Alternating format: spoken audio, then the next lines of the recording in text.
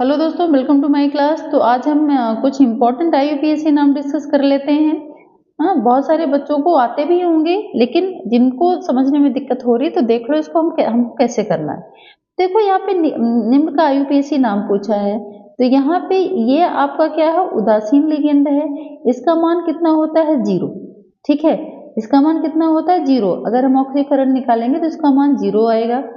अब क्लोरीन पे कितना चार्ज होता है, -1। ठीक है, तो जब इसका आप ऑक्सीडेशन निकालोगे तो क्या आ जाएगा, यहाँ पे हम देखते हैं, ये आ जाएगा आपका। यहाँ पे निकिल को X मानोगे क्योंकि निकिल का तो आपको निकालना ही है, ये है प्लस। इसको कितना मानोगे, 0, क्योंकि उदासीन लिगेंड है। 0 में किसका गुणा करोगे, 6 का। फिर यहाँ पे आपका क्या आ जाएगा, प्लस। ये आपका क्लोरीन है। क्लोरीन पे कितने क्लोरीन है, 2। कितने चार्ज है क्लोरीन पे, 1। कितनी बैलेंसी होती है, कितनी ऑक्सीकरण अवस्था होती है, -1। तो ये कितना आया, X प्लस 0 गुणा करोगे तो 0 प्लस माइनस माइनस, यहाँ पे क्या आएगा, 2। तो यहाँ पे आपका क्या आ जाएगा, X इक्वल टू, जब ये इधर जाएगा तो ये प्लस का आपका क्या हो जाएगा, 2। ठीक है, तो आपका यहाँ पे आ जाएगा, जब हम इसकी ऑक्सीकरण संख्या निकाल लिए तो यहाँ पे आ जाएगा हेक्साएमीन। फिर ये आपका क्या हो जाएगा, निकेल। ठीक है, ध्यान रखना, जब इस तरह से कोई बाहर धातु दी हो, ये आपका उपसंयोजक परिसर, इस पूरे परिसर को हम प्लस मानेंगे और इसको क्या मानेंगे, माइनस। ठीक है, तो जब हम इसको प्लस मानेंगे तो इसकी जो केंद्रीय धातु है उसमें कोई भी चेंजमेंट नहीं होगा। लेकिन अगर ये सिंगल है, ये आपके माइनस में ये कोई धातु इधर नहीं जुड़ी हुई है, तब हम इसके नाम में चेंजमेंट करेंगे। तो यहाँ पे सिंपल, इसमें कोई भी इसके नाम में चेंजमेंट नहीं है, तो हेक्साएमीन निकेल।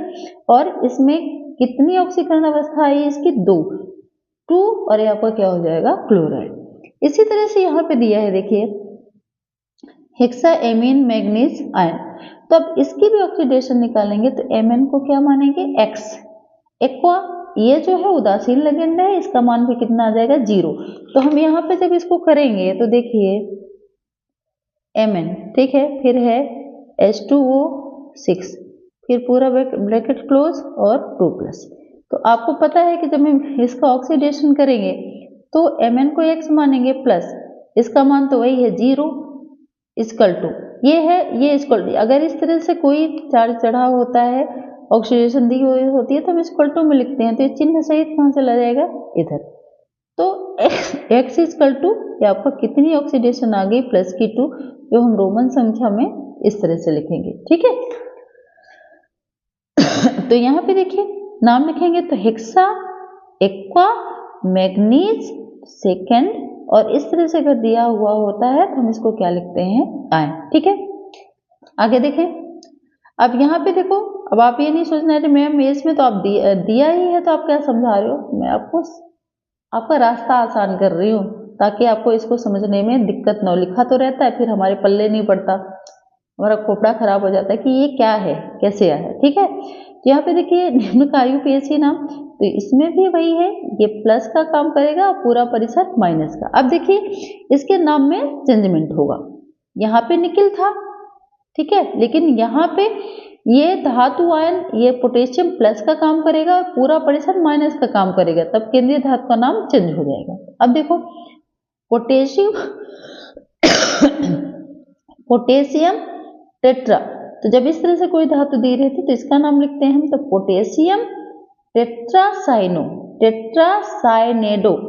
ठीक है, टेट्रासाइनेडो। निकिल से क्या बन गया, निकलेट, और इसका मान कितना आएगा, 0। क्यों आएगा 0, क्योंकि साइनाइड पे माइनस का मान, तो 4 एकम 4, ये भी 4, तो 4 में से 4 जाएंगे तो कितना आएगा, 0। ठीक है, अब दूसरा वाला देख लेते हैं, ये आपका डाइक्लोरिडोविस। ध्यान रखना, इस तरह के क्वेश्चन पूछे जाते हैं। ठीक है, तो डाइक्लोरिडोविस मतलब क्लोरीन कितना है, 2, तो डाइक्लोरिडो, और इसके लिए एथिलीन डाइएमीन के लिए क्या यूज करेंगे हम, 2 दिया है इसलिए यहाँ पे क्या लगाएंगे, विस, ब्रैकेट में एथेन 1,2 डाइएमीन कोबाल्ट थर्ड, और ये आपका क्या आ जाएगा क्लोराइड। ठीक है, ये इसको ध्यान रखना है, कई बार पूछा गया है।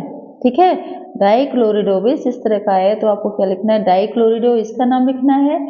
फिर बिस क्यों लगाए हैं यहाँ पे, क्योंकि इसकी संख्या कितनी है एथिलीन डाइएमीन की, 2, तो बिस एथेन 1,2 डाइएमीन कोबाल्ट थर्ड और क्लोराइड। ठीक है, इसी प्रकार से अगला देख लेते हैं,